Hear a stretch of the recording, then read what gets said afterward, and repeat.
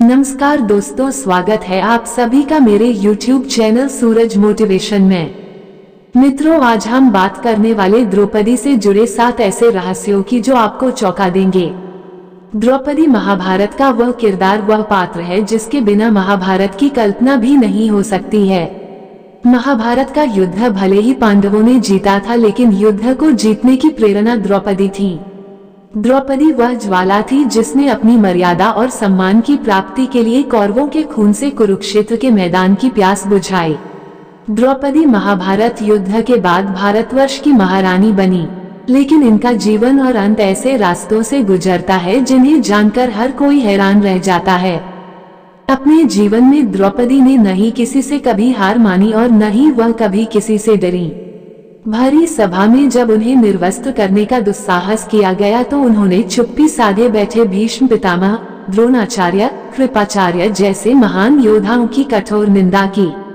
माना जाता है द्रौपदी कोई साधारण कन्या नहीं थी, बल्कि वह अग्नि से प्रकट हुई थी।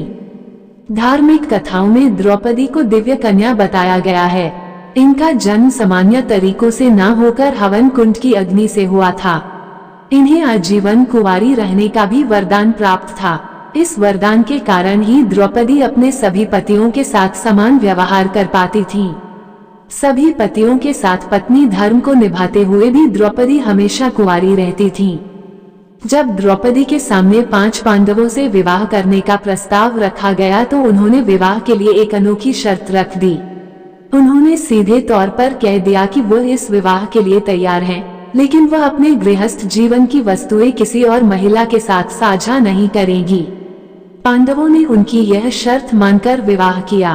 विवाह के बाद सभी पांडवों में यह आपसी सहमति बनी थी कि एक समय में द्रौपदी के साथ एक ही पांडव वक्त गुजार सकता है।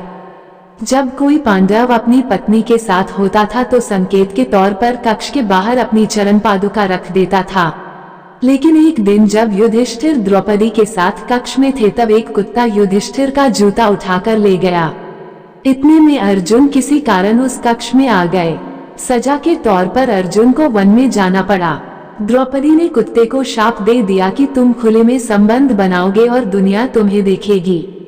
द्रौपदी के 5 पति थे, लेकिन सभी में भीम से द्रौपदी का विशेष लगाव था। इसकी एक खास वजह भी थी।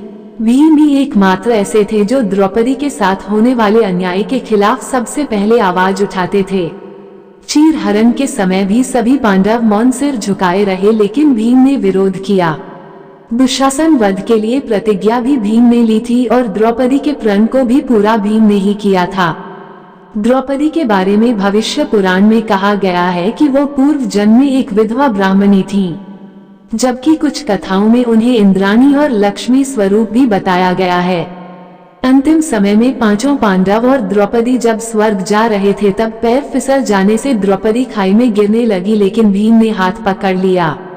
भीम द्रौपदी को बचा नहीं पाए, लेकिन शरीर त्यागते हुए द्रौपदी ने भीम से कहा कि अगर फिर जन्म मिले तो मैं फिर तुम्हारी पत्नी बनना चाहूंगी।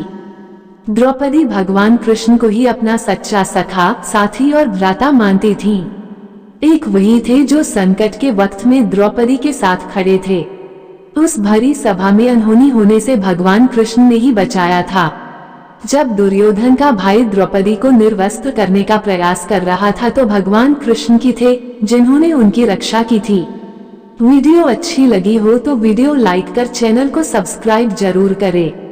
जय श्री कृष्णा।